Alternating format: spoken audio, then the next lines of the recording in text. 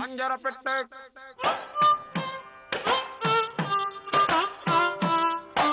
வணக்கம்.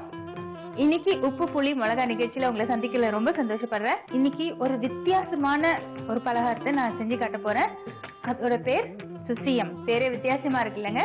ருசியும் அப்படிதான் இருக்கும். முதல்ல அதுக்கு தேவையான பொருட்கள் என்னன்னு பார்க்கலாம். கடலை பருப்பு, தேங்காய் துருவல், உளுத்தப்பருப்பு, வெல்லம், ஏலக்காய் பொடி, பச்சரிசி, தேங்காய் எண்ணெய். இப்போ சுசியம் இதை எப்படி செய்யறதுன்னு பார்க்கலாம். கடலை பருப்பு நான் அரை வேக்காடு வேக வச்சு வச்சிருக்கேன். இதோட வெல்லம், ஏலக்காய் இது மூணையும் நம்ம கொஞ்சம் கெட்டியா அரைச்சிக்க போறோம். இப்போ முதல்ல இதை அரைச்சிக்கலாம். இப்போ கடலை பருப்பு போட்டுக்கிறேன்.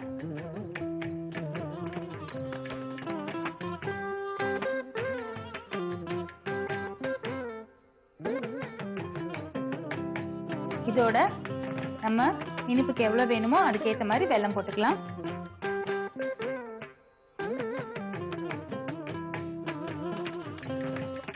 இப்போ ருசிக்காக ஏலக்காய் பொடி.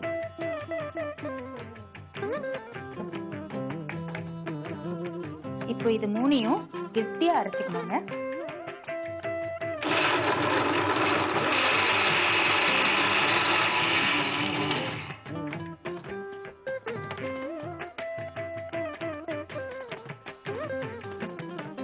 இதுக்கு கொஞ்சம் லேசா தண்ணி விட்டுக்கலாம். ஏன்னா இது ரொம்ப உதிரியா இருக்கு.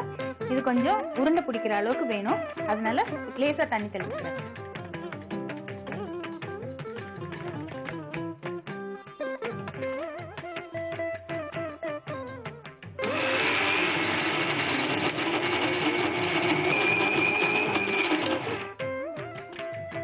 இப்போ இது அரைப்பட்டுச்சுங்க.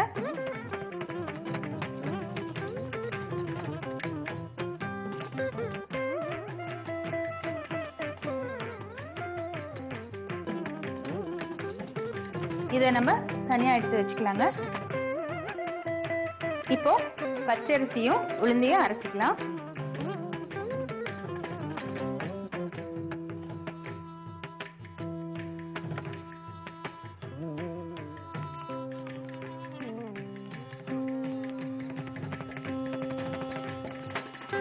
இது ரெண்டுமே ஒன்னா கலந்தே அரைச்சிடலாம்.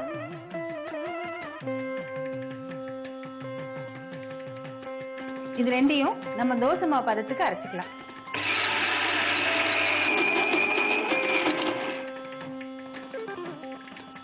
தண்ணி விட்டுக்கலாம்.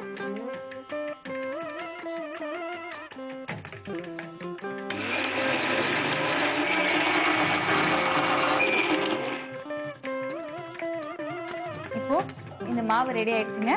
இதை தனியா எடுத்து வச்சுக்கலாம். இப்போ அடுப்பு பற்ற வச்சிடலாம்.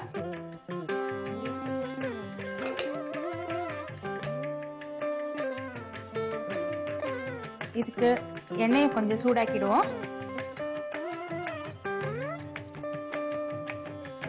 இப்போ நம்ம ஏற்கனவே அரைச்சு வச்சிருக்கோம் இல்லையா, கடலை பருப்பு, வெல்லம், ஏலக்காய், இதோட கொஞ்சம் தேங்காய் துருவலையும் அதோட சேர்த்து மிக்ஸ் பண்ணிடுறோம்.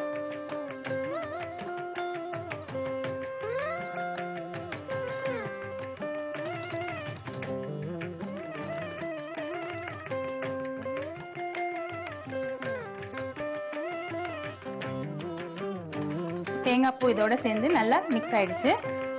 இதுக்கப்புறம் இதை நம்ம சின்ன சின்ன உருண்டைகளா உருட்டி வைக்கணும். இதுக்கு லேசா கொஞ்சம் எண்ணெய் தொட்டுக்கலாம்.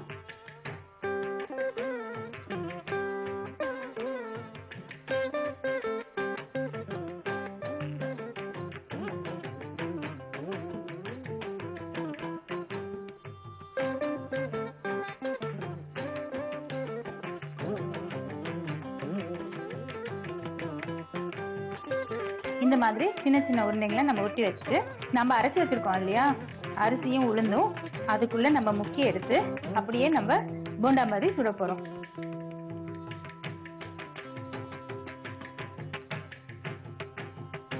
இப்போ இந்த தோசை மாவு பதத்துல அரைச்சி வச்சிருக்கோம் இல்லையா, இத ஒரு கிண்ணத்துல டிரான்ஸ்ஃபர் பண்ணிக்கலாம்.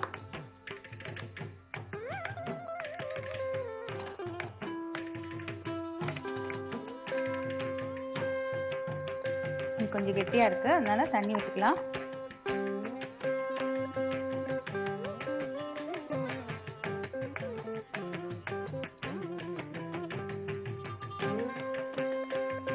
இதோட நாம கொஞ்சம் உப்பு சேர்த்துக்கலாம்.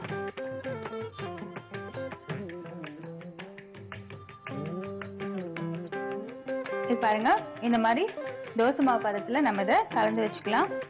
இப்போ எண்ணெய் சூடாயிடுச்சு. இப்போ நம்ம செய்ய வேண்டியதெல்லாம் ஒன்னே ஒண்ணுதான். இந்த உருண்டைங்களை மாவுல துவச்சு எண்ணெயில போட போறோம்.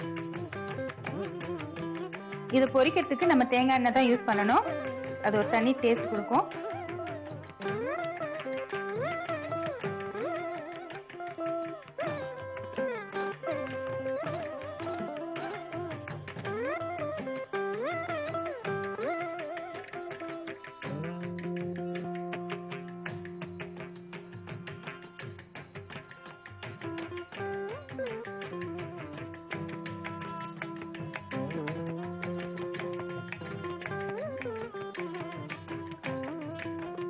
இது ஒன்னோட ஒண்ணு ஒட்டிக்காம பாத்துக்கங்க.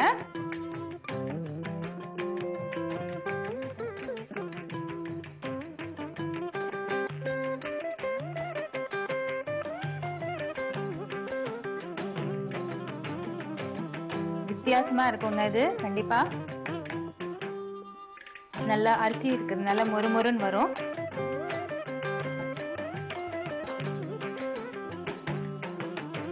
ரெண்டு பக்கமும் நல்லா திருப்பி போட்டு வேக விடுங்க. பாருங்க, நல்லா செவந்து வந்துருச்சு.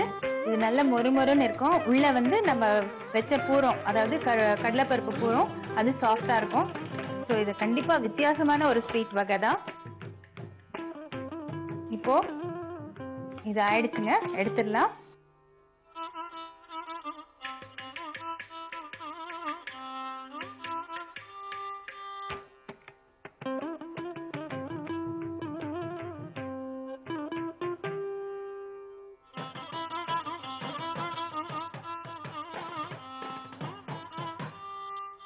அடுப்பு ஆஃப் பண்ணிடலாம். வழக்கமா விருந்தாளிங்க வந்தா என்ன கொடுப்போம்? வீட்டுல ஸ்வீட்னா லட்டு, மைசூர் பாக்கு இதுதானே கொடுப்போம். இது ஒரு வித்தியாசமான ஸ்வீட், ரொம்ப ஈஸியாவும் செஞ்சிடலாம். இந்த வித்தியாசமான சுசியம் ஸ்வீட் எப்படி செய்யறதுன்னு ஒரு சின்ன ரீகேப் பார்க்கலாம். கடலை பருப்பை அரை வேக்காடா வேக வச்சுட்டு அதோட வெல்லம், ஏலக்காய் பொடி இது ரெண்டுத்தையும் கலந்து அரைச்சி எடுத்து வச்சுக்கோங்க. அதுக்கப்புறம் பச்சரிசியும் உளுந்தும் ஊற வச்சு அதை தோசை மாவு பதத்துக்கு அரைச்சி எடுத்து வச்சுக்கோங்க. அதோட கொஞ்சம் உப்பும் கலந்து எடுத்து வச்சுக்கோங்க. நம்ம அரைச்சி வச்சிருக்கிற கடலை பருப்பு பூரணத்துல கொஞ்சம் தேங்காய் துருவலையும் சேர்த்து நல்லா கலந்து எடுத்து வச்சுக்கோங்க. அதை சின்ன சின்ன உருண்டைங்களா உருட்டி தனியா எடுத்து வச்சுக்கோங்க. அடுப்பை பத்த வச்சு நம்ம ஒரு வாணலியை வச்சு தேங்காய் எண்ணெயை அதுல ஊத்தி சூடாக்கலாம். எண்ணெய் சூடானதும் நம்ம உருட்டி வச்ச உருண்டைய அந்த தோசை மாவுல துவைச்சு அப்படியே எண்ணெயில போட்டு நல்லா செவக்க பொரிச்சு எடுத்தா நாம எதிர்பார்க்கிற சுவையான சுசியம் ஸ்வீட் ரெடி.